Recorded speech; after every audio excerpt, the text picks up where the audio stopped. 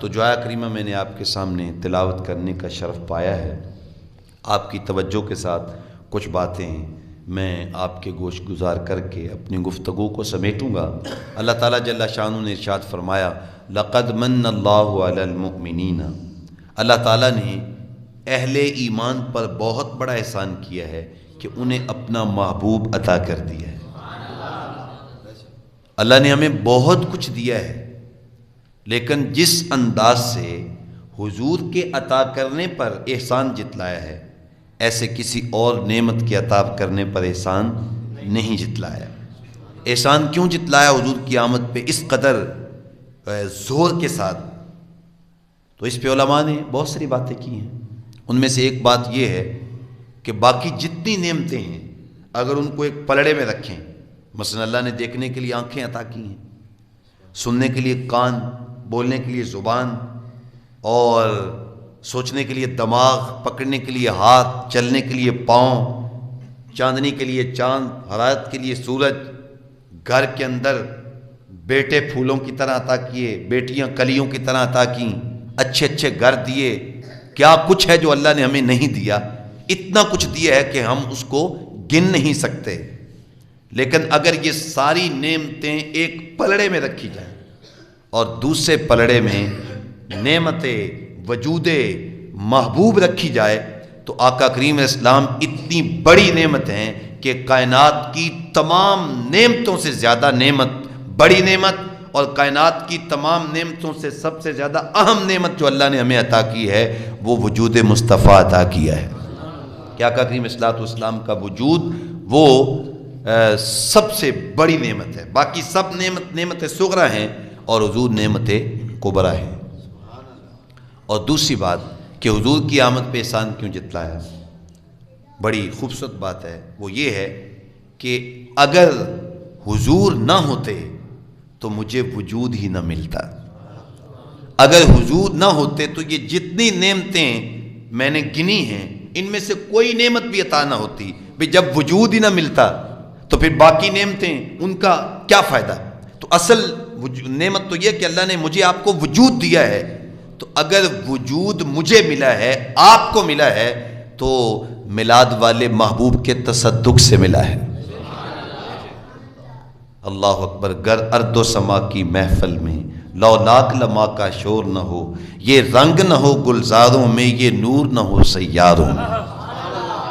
کوئی کہہ سکتا ہے کہ یہ شعر شاید کسی عاشق صادق نے کہا ہو، تو جو کوئی مولانا صاحب ہوں انہوں نے یہ شعر کہا ہوگا، تو یہ تو محبت میں بات کہی گئی ہے۔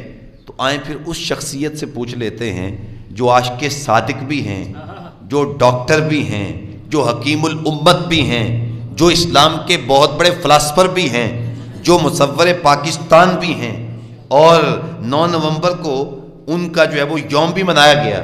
علامہ اقبال علیہ رحمہ ان سے پوچھتے ہیں کہ آپ اس حوالے سے کیا کہتے ہیں؟ وہ فرماتے ہیں ہو نہ یہ پھول تو بلبل کا ترنم بھی نہ ہو۔ اگر آمنہ کے گھر میں مصطفیٰ کریم کا پھول نہ کھلتا تو پھر بلبلیں کہاں چہکتی، بلبلیں کہاں چہچہاتی؟ ہو نہ یہ پھول تو بلبل کا ترنم بھی نہ ہو، چمن دہر میں کلیوں کا تبسم بھی نہ ہو، یہ نہ ساقی ہو تو پھر میں بھی نہ ہو، خم بھی نہ ہو، بزم توحید بھی دنیا میں نہ ہو، تم بھی نہ ہو، خیمہ افلاق کا استادہ اسی نام سے ہے، نبض ہستی تپش امادہ اسی نام سے ہے۔ فرماتے ہیں اگر حضور نہ ہوتے تو یہ جو آسمان ہے جو بغیر ستون کے کھڑا ہے، فرمایا یہ ستون کے بغیر کھڑا ہونے والا آسمان بھی نہ ہوتا۔ بلکہ سچی بات یہ ہے کہ اگر مجھے وجود ملا ہے، اور بلکہ فرماتے ہیں سچی بات یہ ہے کہ اگر میری سانس کی ڈوری چل رہی ہے تو مصطفیٰ کریم کے قدموں کی خیرات چل رہی ہے۔ اگر حضور نہ ہوتے تو میری سانس بھی نہ چلتی۔ تو حضور کے صدقے اللہ تعالیٰ نے ہمیں تمام نعمتیں عطا کی ہیں، اس لیے فرمایا لقد من اللہ علی المؤمنین، اللہ نے اہل ایمان پر بہت بڑا احسان کیا کہ انہیں اپنا محبوب عطا کر دیا۔ بھلا کوئی اپنا محبوب بھی عطا کرتا ہے؟ کیونکہ حضور صرف ہمارے ہی محبوب نہیں ہیں، ہمارے رب کے بھی محبوب ہیں۔ ہم معیار اپنا زمانے سے جدا رکھتے ہیں، ہم تو محبوب بھی محبوب خدا رکھتے ہیں۔ تو اللہ نے ہمیں اپنا محبوب عطا کیا۔ اور اگلی بات سنیے، فرمایا من انفسہم، ایک تو تمہیں دیا ہے اور پھر پیدا بھی تو تم انسانوں میں سے ہی کیا ہے نا، کہ محبوب صرف انسانوں کے نبی نہیں ہیں، وہ تو پوری کائنات کے نبی ہیں۔ اگر اللہ چاہتا تو محبوب علیہ السلام کو فرشتوں سے بنا سکتا تھا، کیونکہ حضور فرشتوں کے بھی نبی ہیں۔ حضور پہلے جو نبی آتے تھے وہ صرف انسانوں کی کسی ایک قوم کے نبی ہوتے تھے، لیکن آقا کریم اسلام صرف انسانوں کے نبی نہیں، حضور نے اعلان کر دیا ارسلت الی الخلق کافہ، کہا میں زمین والوں کا بھی نبی ہوں، آسمان والوں کا بھی نبی ہوں، میں فرش والوں کا بھی نبی ہوں، میں عرش والوں کا بھی نبی ہوں۔ الغرض جس کا میرا اللہ رب ہے اس کا میں محمد نبی بن کے آیا ہوں۔ اعلان کر دیا میں کائنات کی ہر چیز کا نبی ہوں۔ اس لیے ہم کہتے ہیں کہ جب حضور آئے تو ایک جانب حضرت سیدنا ابو بکر صدیق رضی اللہ تعالی عنہ خوش ہو کے کہتے ہیں کہ میں خوش ہوں کہ میرے نبی آئے، تو دوسری جانب ایک چھوٹی سی چونٹی جس کی منہ میں زبان بھی نہیں ہے وہ خوش ہو کے کہتی ہے کہ میں بھی آج خوش ہوں کہ میرے نبی تشریف لائے ہیں۔ تو کائنات کی ہر چیز حضور کی آمد پہ خوشی کا اظہار کرتی ہے، چونکہ آقا کریم الصلوۃ والسلام پوری کائنات کے نبی ہیں۔ تو فرمایا ایک تو تمہیں محبوب عطا کیا ہے، اور دوسرا یہ ہے من انفسہم، محبوب کو پیدا بھی میں نے تم انسانوں سے کیا ہے۔ یہ دوسرا انسان ہے، وہ اللہ تعالیٰ کا احسان ہے جو ہمارے اوپر ہوا۔ اچھا، یہ باتیں آپ بار بار سن چکے ہیں اور اپنے قلوب و اذہان کو روشن کر چکے ہیں حضور کے میلاد کے حوالے سے۔ آقا کریم کی آمد کا مقصد کیا تھا؟ چونکہ اصل چیز مقصد ہوتی ہے۔ ماشاءاللہ آپ نے کتنی خوبصورت مسجد بنائی ہے، ٹائلوں سے سجائی ہے، اور اس پہ سرمایہ خرچ ہوا ہے، اس لیے کہ بس خوبصورت دیواریں ہیں تو ہم دیکھ لیں گے اس لیے یہ سرمایہ خرچ کیا ہے؟ نہیں، مسجد کی عزت، مسجد کی تکریم کس وجہ سے ہے؟ کہ اس کا مقصد بڑا اعلیٰ مقصد ہے، اور اس کا مقصد کیا ہے کہ یہاں آ کر ہم اپنی پیشانی اپنے مالک کے حضور جھکاتے ہیں۔ تو مسجد کا مقام، مرتبہ عالی اس لیے ہے کہ اس کا مقصد بڑا عالی ہے، اس کا مقصد بڑا اہم ہے۔ تو اصل چیز دیواریں نہیں ہیں، اصل چیز مینار نہیں ہے، اصل چیز گنبد نہیں ہے، اصل چیز اس کے بنانے کا مقصد ہے، وہ مین چیز ہے۔ اگر ہم کروڑوں روپے لگا کے مسجد بنا دیں اور یہاں ہم چاندی کا کام بھی کر دیں، سونے کا کام بھی کر دیں، لیکن مسجد میں نمازی نہ ہوں تو اللہ راضی نہیں ہوگا۔ کیوں؟ اس لیے کہ مقصد جس کے لیے مسجد بنائی گئی تھی وہ مقصد پورا نہیں ہوا۔ تو اگر مسجد وہ کھجوروں کی کہ پھڑوں کی ہو لیکن اس میں عبادت کرنے والے وہ صحابہ کرام ہوں تو وہ کیا خوب کہا کسی نے کہ پھڑے ہیں دی چھاتا ہائی تے شتیر ہے کھجور دے، ویکھ دی سی دنیا جلوے حضور دے۔ ایسی سادہ مسجد تھی لیکن وہاں اللہ کے انوار و تجلیات اترتے تھے، چونکہ اللہ کی عبادت وہاں پہ کرنے والے بہت زیادہ مقبول لوگ موجود تھے۔ اصل چیز مقصد ہوتا ہے۔ تو حضور کی آمد کا مقصد کیا ہے؟ تو اس آیہ کریمہ میں حضور کی آمد کے 4 مقاصد بیان کیے گئے ہیں۔ پہلا مقصد ارشاد فرمایا یتلو علیہم آیاتہ، محبوب کے آنے کا پہلا مقصد یہ ہے کہ حضور قرآن مجید کی آیات کی تلاوت کرنے کے لیے آئے۔ تو آقا کریم اسلام نے قرآن مجید کی آیات کی تلاوت کی، حق ادا کر دیا۔ ادھر حضور قرآن پڑھتے تھے، ادھر لوگوں کے سینے ایمان سے روشن ہو جاتے تھے۔ وہ کیسا منظر ہوتا ہوگا یار، آج کوئی اچھے قاری صاحب آ جائیں جن کی قرات اچھی ہو، آواز بھی اچھی ہو، اور وہ خوبصورت لہجے سے جب تلاوت کرتے ہیں تو مجمع تھم جاتا ہے، اور بلکہ آنسو نہیں رکتے، کیونکہ قرآن کے اندر ایک نور ہے، ایک تاثیر ہے قرآن مجید کے اندر۔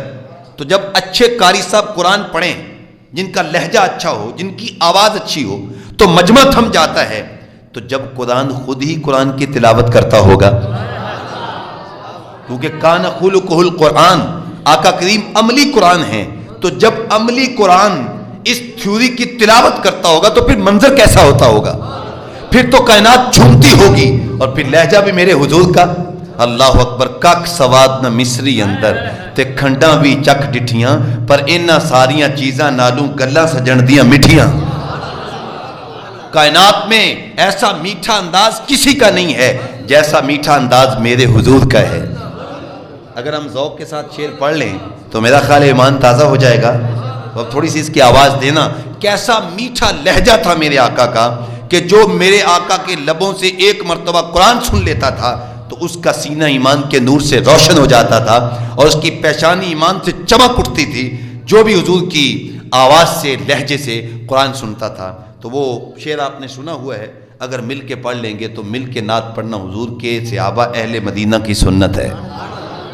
وہ کہتے ہیں، مٹھیاں بولیاں والا، مٹھیاں بولیاں والا آقا، مٹھیاں بولیاں والا آقا، مٹھیاں بولیاں والا آقا، مٹھیاں بولیاں والا آقا، او جدے نال کر لیں دے گلاں، جدے نال کر لیں دے گلاں، جدے نال کر لیں دے گلاں، او دا دل لٹ کے لے جائے نال، مٹھیاں بولیاں والا آقا، مٹھیاں بولیاں والا۔ اور اگلا شعر بھی سن لیں، کہتے ہیں، ام معبد دی بکری دودھ نہ سی دیم دی، لاغر سی بڑی او اٹھ دی نہ بیندی، اور بکری نو ہاتھ لا کے لگے آقا چومن، بکری نو ہاتھ لا کے لگے آقا چومن۔ جب ام معبد نے یہ منظر دیکھا نا تو حضور کے قدموں میں بیٹھ گئیں، اور بیٹھ کے کیا کہتی ہیں، کہندی ہن چھڈ کے نہ جاویں، کہندی ہن چھڈ کے نہ جاویں، جتھے جانا ہی لے چل نال، مٹھیاں بولیاں والا آقا، مٹھیاں بولیاں والا، او جدے نال کر دے دے گلاں، او دا دل لٹ کے لے جائے نال، مٹھیاں بولیاں والا۔ تو ایسا میٹھا لہجہ میرے حضور کا ہے کہ کائنات میں کسی اور کا نہیں ہے۔ عرب کا ایک بہت بڑا شاعر تھا، اس وقت لوگ میرے آقا کو کوئی دیوانہ کہہ رہا تھا معاذ اللہ، کوئی جادوگر کہہ رہا تھا معاذ اللہ، کوئی شاعر کہہ رہا تھا۔ تو عرب کا ایک بہت بڑا شاعر آتا ہے اور حضور کے قدموں میں بیٹھ کے کلمہ پڑھ کے حضور کا غلام بن جاتا ہے۔ جب حضور کا غلام بنا نا تو ابو جہل، عتبہ، شیبہ، انہوں نے اس کو پکڑا اور کہا، تو اتنا صاحب فہم آدمی اور اتنا بڑا ادیب، اتنا بڑا شاعر، تو نے کوئی ان سے بات نہیں کی، کوئی ان سے دلائل نہیں مانگے، کوئی معجزہ نہیں مانگا، اور تو بغیر کسی معجزہ مانگے اور بغیر کسی دلیل دیکھے ہی ان کا غلام بن گیا، ان کا نوکر بن گیا؟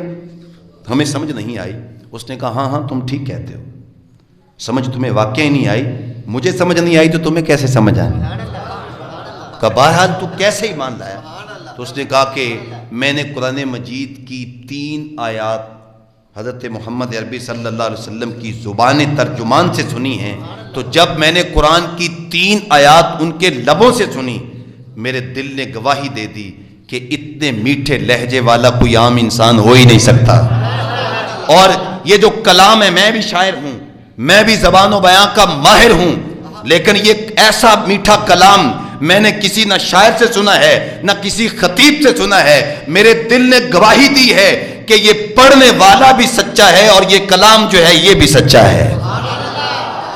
3 آیات سن کر میں ایمان کے نور سے روشن ہوا ہوں۔ وہ 3 آیات کون سی ہیں؟ ان ربی یقذف بالحق علام الغیوب، قل جاء الحق وما یبدئ الباطل وما یعید، قل ان دللت فانما ادل علی نفسی وان اہتدیت فبما یوحی الی ربی انہ سمیع قریب۔ اس نے کہا، میں بڑے بڑے شعر کہتا ہوں، میں بڑی بڑی گفتگو کرتا ہوں، لیکن جتنی فصاحت، جتنی بلاغت، جتنی لطافت اس کلام کے اندر میں نے دیکھی ہے، میں نے کسی شاعر کی کلام کے اندر نہیں دیکھی۔ اس لیے میرے دل نے گواہی دی ہے کہ کلام پڑھنے والا بھی سچا ہے، اور جس کا یہ کلام ہے وہ ذات بھی سچی ذات ہے۔ تو جب حضور قرآن پڑھتے تھے لوگوں کے سینے توحید کے نور سے روشن ہو جاتے تھے۔ اللہ اکبر، کیا خوب کہا مولانا الطاف حسین حالی نے، کہتے ہیں اتر کر ہرا سے سوئے قوم آیا، اتر کر ہرا سے سوئے قوم آیا، ایک نسخہ کیمیا ساتھ لایا۔ ایک نسخہ ہے، ہرا سے آغاز ہوا نا، غار ہرا سے آغاز ہوا، ایک نسخہ کیمیا ساتھ لایا۔ کیمیا اس بوٹی کو کہتے ہیں کہ جب اس کو تانبے سے رگڑا جائے تو تانبا سونا بن جاتا ہے۔ تو ایک نسخہ کیمیا کہ آقا کریم کی آمد سے قبل لوگوں کے دل لوہا بن چکے تھے، پتھروں سے سخت بن چکے تھے، لیکن میرے آقا قرآن کی صورت میں ایسی کیمیا کتاب لے کر کے آئے کہ جب میرے آقا نے قرآن پڑھا تو وہ دل جو گناہوں، کفر و شرک کی وجہ سے لوہا بن چکے تھے، میرے آقا نے قرآن پاک کی تلاوت کے ذریعے ان لوہے سے زیادہ سخت دلوں کو سونے سے زیادہ قیمتی بنا دیا۔ اتر کر ہرا سے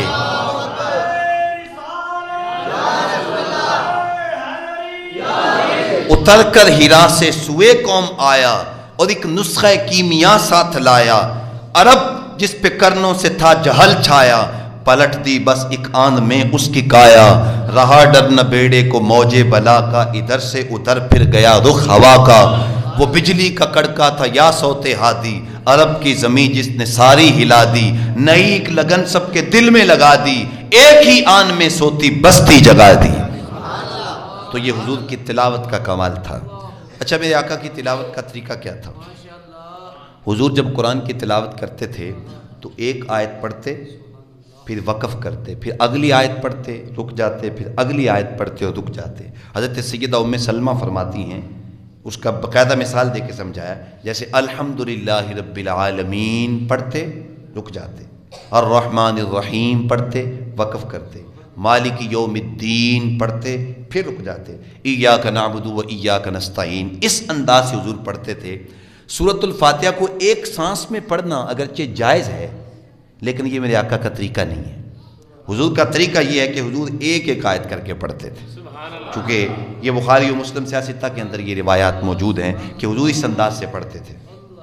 دوسرا حضور کی تلاوت کا پہلو یہ تھا کہ آقا کریم اسلام جب رحمت کی آیات پڑھتے تھے تو پڑھ کے آگے نہیں گزرتے تھے، بلکہ جب وہاں پڑھتے اس آیت کو، جیسے ہے نا واللہ الذی لا الہ الا ہو عالم الغیب والشہادۃ هو الرحمن الرحیم، اللہ تعالیٰ اپنے آپ کو رحمان بھی فرماتا ہے، رحیم بھی فرماتا ہے، جس کا معنی یہ ہے کہ اللہ کی رحمتوں کا سمندر ٹھاٹھے مار رہا ہے۔ جب ایسی آیت پڑھتے تو عرض کرتے مالک تیری رحمتوں کا سمندر ٹھاٹھے مار رہا ہے، مجھ محمد کو بھی اپنی رحمتوں کی خیرات عطا کر دے۔ اللہ نے اتنی رحمتیں دی، فرمایا وما ارسلناک الا رحمۃ للعالمین، محبوب سر سے لے کر پاؤں تک ہم نے تجھے سراپا رحمت بنا دیا ہے۔ جب عذاب کی آیات کی تلاوت کرتے تو گزر نہیں جاتے تھے، بلکہ وہاں رک کر کے ہاتھ اٹھا کے پھر اللہ کے عذاب سے پناہ مانگتے تھے اور اللہ کے غضب سے پناہ مانگتے تھے۔ آج بس اوقات کوئی قاری صاحب تلاوت کر رہے ہوں، وہ عذاب کی آیات پڑھ رہے ہوتے ہیں اور مجمع سبحان اللہ کہہ رہا ہوتا ہے، حالانکہ وہاں پہ تو استغفر اللہ پڑھنا چاہیے، وہاں پہ تو الیاذ باللہ پڑھنا چاہیے، لیکن بس ہمیں پتہ نہیں ہے نا، ہم نے قرآن کو وہ اہمیت نہیں دی، ہم نے قرآن کو وہ وقار، وہ عزت نہیں دی جو ہمیں دینا چاہیے تھا۔ ہماری کمزوری ہے۔ تو ہمیں چاہیے کہ جب رحمت کی آیت ہو رحمت مانگیں، اور جب عذاب کی آیت ہو پھر تو عذاب سے پناہ مانگنی چاہیے۔ یہ حضور کی تلاوت کا دوسرا طریقہ تھا۔ اور تیسرا طریقہ حضور کی تلاوت کا یہ تھا کہ جب آقا کریم اسلام پر کسی آیت پڑھتے ہوئے رکت طاری ہو جاتی، چونکہ قرآن پڑھنے سے پھر آنکھیں بھی برستی ہیں نا، قرآن مجید کے اندر اتنی تاثیر ہے کہ اس کے اندر اتنا نور ہے، حضور نے فرمایا راتوں کی تنہائیوں میں اٹھ اٹھ کے قرآن پڑھا کرو اور قرآن پڑھتے ہوئے رویا کرو۔ فَإِن لَمْ تَبْكُوا فَتَبَاكُوا، اگر رونا نہ آئے نا تو رونے کی کوشش کیا کرو، اس لیے کہ قرآن پاک کے اندر اتنا نور ہے کہ سخت سے سخت دل بھی قرآن کو پڑھ کے نرم پڑتا ہے۔ تو آقا کریم جب کسی آیت پہ حضور کی اوپر دقت طاری ہو جاتی تو حضور پھر اس کو بار بار پڑھتے تھے، بار بار اس کی تلاوت کرتے تھے۔ ایک دن آقا کریم اسلام تلاوت کر رہے تھے کہ پڑھتے پڑھتے حضور پہنچے ان تعذبہم فانہم عبادک وان تغفر لہم فانک انت العزیز الحکیم، مالک اگر تو ان کو عذاب دے تو یہ تیرے بندے ہیں، وان تغفر لہم، اور اگر تو معاف کر دے تو تو اتنا عزتوں والا ہے کہ تیرے آگے کون ہے کہ کوئی پر مار سکے یا کوئی تیرے آگے کوئی بات کر سکے، تو غالب ہے، تو حکمتوں والا ہے، اگر تو چاہے تو سب کوئی معاف کر دے۔ جب یہ آیت پڑھ رہے تھے تو چشمان مبارکہ سے آنسو چھم چھم برسنے لگے اور آنسوؤں کی لڑی بند گئی، اور حضور مسلسل گریا کرتے رہے اور کافی دیر حضور روتے رہے۔ تو اللہ تعالیٰ کا دریائے رحمت جوش میں آ گیا، کہا جبریل جی رب جلیل جاؤ میرے محبوب کے پاس جاؤ اور محبوب سے رونے کا سبب پوچھ کے آؤ۔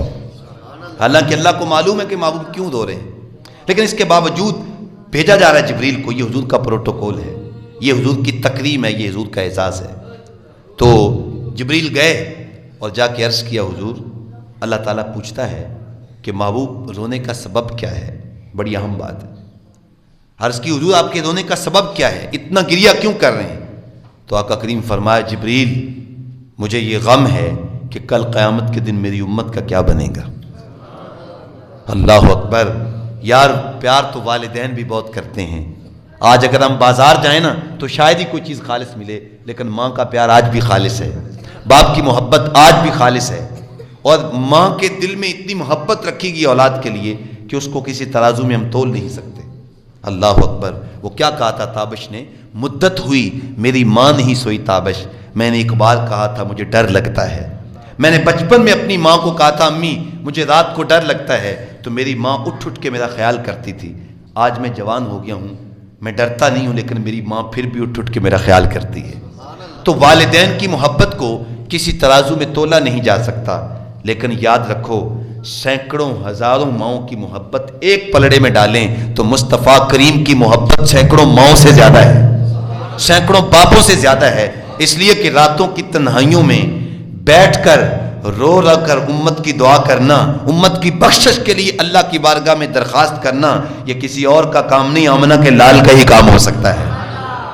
تو آقا کریم اسلام نوکیلے پتھروں پہ سجدے کر کر کے کبھی میرے لیے اور تیرے لیے دعائے بخشش کیا کرتے تھے۔ تو حضور فرمایا جبریل مجھے میری امت کا غم رلاتا ہے۔ جبریل گئے اللہ کی بارگاہ میں اور پھر دوبارہ اللہ کا سندیسہ لے کر کے آئے اور کہا محبوب، اللہ ارشاد فرماتا ہے سنیے گا، فرمایا انا سنردیک فی امتک ولا نسوءک، محبوب اب بس کرو، اب اس سے زیادہ نہ روو، باقی رہا امت کا مسئلہ، تو میں رب ہو کے آپ سے وعدہ کرتا ہوں کل قیامت کے دن امت کے بارے میں محبوب میں تجھے راضی کر دوں گا۔ کیا مطلب؟ محبوب جیسے تو کہتا جائے گا میں رب ہو کے وعدہ کرتا ہوں ویسے ہی کرتا جاؤں گا، جس پہ تو ہاتھ رکھے گا محبوب میں اس کو بخشتا چلا جاؤں گا۔ یار پوری کائنات تو اللہ کو راضی کرتی ہے، تو میرے اور آپ کے محبوب کی شان کیا ہے کہ اللہ تعالیٰ جل شانہ سونے محبوب محمد کو راضی فرما رہا ہے۔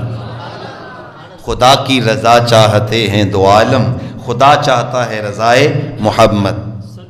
اچھا، محلہ بنی سالم کی مسجد ہے، حضور ظہر کی نماز پڑھا رہے ہیں، جن لوگوں نے عمرہ کیا ہے یا حج کیا ہے تو مسجد قبلہ تین کا وہ نقشہ دماغ میں آ گیا ہوگا، اور وہ ساری جو ہے وہ سکرین جو ہے وہ سامنے آ گئی ہوگی، اور جن لوگوں نے ابھی تک حج یا عمرہ نہیں کیا تو میں دعا کرتا ہوں اللہ آج کی اس محفل کے طفیل وہ اڑ کے مدینے پہنچ جائیں، اس لیے کہ مدینہ نہیں دیکھا تو کچھ نہیں دیکھا۔ تو مدینہ کائنات کی جان ہے، کیونکہ مدینہ اس لیے پوری دنیا کی جان ہے کہ پوری کونین کی جان وہاں موجود ہے۔ تو اس لیے جنہوں نے مدینہ دیکھا ہے، قبلہ تین مسجد کی زیارت کی ہے، حضور وہاں نماز پڑھا رہے تھے مسجد اقصیٰ کی جانب رخ کر کے، تو خاطر آتر میں خیال آیا کہ اگر میرا قبلہ مسجد حرام بن جائے تو کیا خوب۔ تو اس خیال کے بعد حضور اس مقصد کے لیے آسمان کی جانب رخ انور اٹھا رہے تھے اور اوپر دیکھ رہے تھے۔ اللہ کو اپنے محبوب کی ادا اتنی پسند آئی کہ محبوب کی اس ادا کو قرآن بنا دیا۔ میں قد نرا تقلب وجہک فی السماء، محبوب یہ جو تم آسمانوں کی جانب رخ اٹھا کے ہماری جانب دیکھ رہے ہو نا، تو ہماری نگاہ قدرت بھی تو تیرے چہرے پہ لگی ہوئی ہے، ہم بھی تو تجھے ہی دیکھ رہے ہیں۔ کیا پروگرام ہے؟ قبلہ بدلنا ہے؟ عرض کی ہاں مالک قبلہ بدلنا ہے۔ تو کہا پھر دیر کیوں کرتے ہو، ابھی بدل لو۔ عرض کی مالک تیری نماز تو پوری ہو لے، ابھی 2 رکعتیں ہوئی ہیں، 2 رکعتیں باقی ہیں۔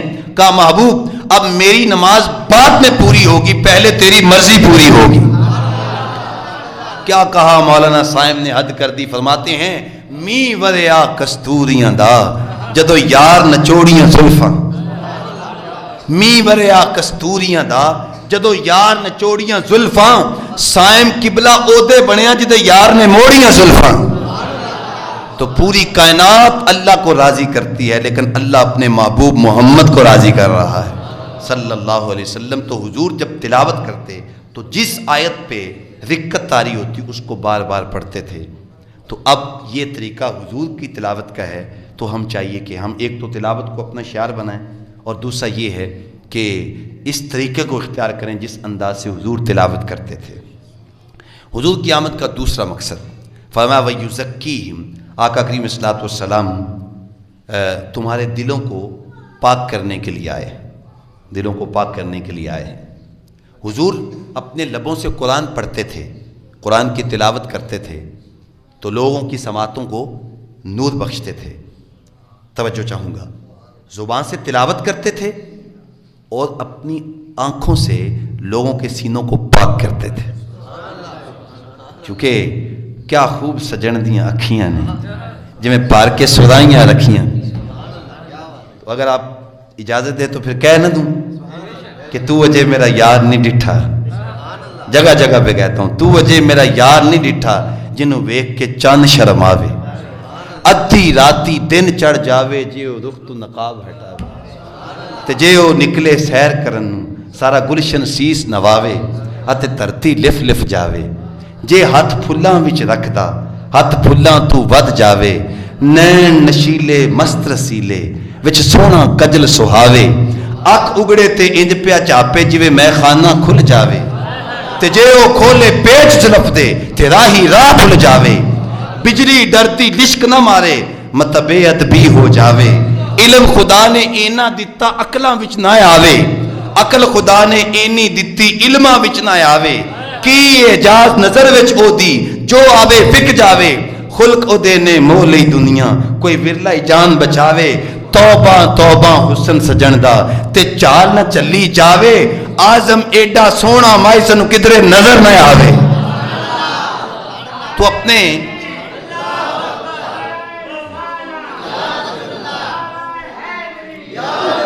اپنے لبوں سے قرآن پڑھتے تھے اور اپنی نظروں سے لوگوں کے سینوں کو پاک کرتے تھے۔ اللہ اکبر۔ طیبہ سے منگائی جاتی ہے، طیبہ سے منگائی جاتی ہے، سینوں میں چھپائی جاتی ہے، توحید کی میں پیالوں سے نہیں نظروں سے پلائی جاتی ہے۔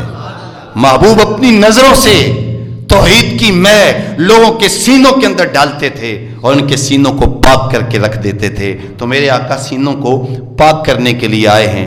آقا کریم اسلام تشریف فرما تھے کہ ایک نوجوان آیا، اس نے کہا اے ذلی بالزنا، حضور مجھے زنا کی اجازت عطا کریں۔ اب مجمع لگا ہوا تھا، ہجوم عاشقاں تھا، صحابہ نے جب دیکھا کہ اتنی بڑی جرت اور وہ بھی حضور سے، تو غضب سے کھڑے ہو گئے تاکہ اس کو پکڑیں اور جھنجھوڑیں، لیکن میرے آقا کا انداز بڑا حکیمانہ تھا۔ حضور نے فرمایا بیٹھ جاؤ، تشریف رکھو۔ تو اس نوجوان کو سامنے بٹھایا، کہا بیٹا جس بات کی تو مجھ سے اجازت مانگ رہا ہے، کیا تو گوارا کرتا ہے کہ یہ عمل کوئی تیری ماں کے ساتھ کرے؟ تو ہاتھ جوڑ کے عرض کرتے ہیں بندہ نواز میرے ماں باپ آپ پہ قربان ہو جائیں، میں تو سوچ بھی نہیں سکتا۔ تو حضور فرمایا جیسے تو نہیں سوچ سکتا ایسے ہر بیٹا اپنی ماں کے متعلق نہیں سوچ سکتا۔ پھر حضور نے فرمایا کیا تو یہ گوارا کرتا ہے کہ یہ عمل تیری بیٹی کے ساتھ کیا جائے؟ عرض کرتے ہیں بندہ نواز میرے ماں باپ آپ پہ قربان، میں تو سوچ بھی نہیں سکتا۔ حضور فرمایا ہر باپ اپنی بیٹی کے متعلق یہی فکر رکھتا ہے۔ پھر حضور نے فرمایا کیا تو یہ گوارا کرتا ہے کہ یہ عمل تیری بہن سے ہو؟ عرض کیا حضور سوچ بھی نہیں سکتا۔ کہا جیسے تو نہیں سوچ سکتا ایسے ہر بھائی اپنی بہن کے متعلق یہی فکر رکھتا ہے۔ پھر حضور نے خالہ کا ذکر کیا، پھر حضور نے پھپھی کا ذکر کیا۔ ہر بار یہی عرض کرتا ہے یا رسول اللہ سوچ نہیں سکتا، گوارا نہیں کر سکتا۔ فرمایا جیسے تو گوارا نہیں کر سکتا ایسے ہر آدمی کا اپنے ان رشتوں کے متعلق یہی خیال ہے۔ جب حضور نے یہ حکیمانہ جملے کہے نا تو پھر اپنا ید اللہ والا ہاتھ نکالا، جس کو اللہ فرماتا ہے ید اللہ فوق ایدیہم، محبوب یہ تیرا ہاتھ تو نہیں ہے، یہ تو میرا رب ذوالجلال کا ہاتھ ہے۔ حضور کنکر پکڑتے ہیں اور ہاتھوں سے پھینک دیتے ہیں۔ اللہ فرماتا ہے وما رمیت اذ رمیت ولکن اللہ رما، محبوب یہ کنکر تو نے تو نہیں پھینکے، یہ تو میرے رب ذوالجلال نے پھینکے ہیں۔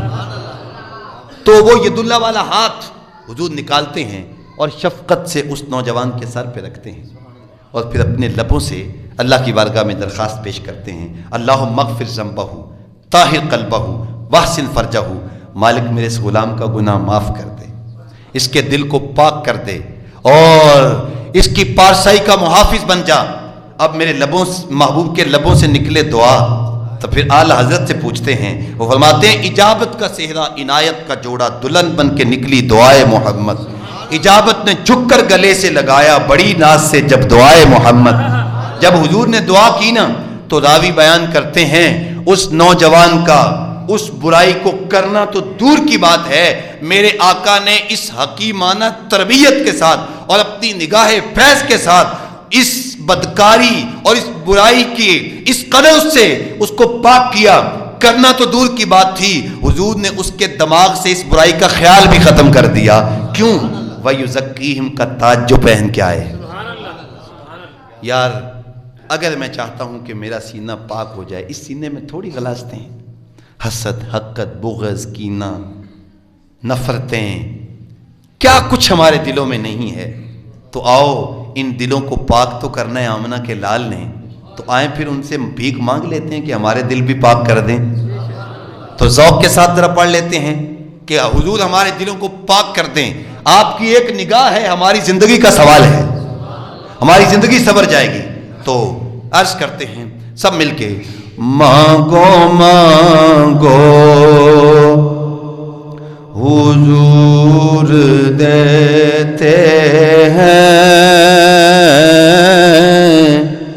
جو بھی مانگو مانگو مانگو حضور دیتے ہیں، ارے جو بھی مانگو ضرور دیتے ہیں، مانگو مانگو مل کے پڑھ لیجئے مانگو مانگو حضور دیتے ہیں، مانگو مانگو اور مانگنے والا مانگنے والا ہو اگر کوئی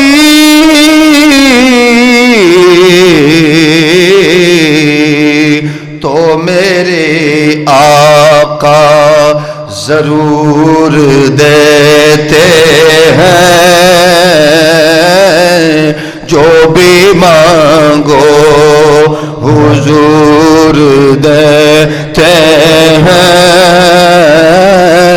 مانگو مانگو حضور دیتے ہیں۔ تو ہم تو حضور سے یہی مانگتے ہیں کہ آقا ایک نگاہ کے ساتھ ہمارے دلوں کو پاک کر دیں۔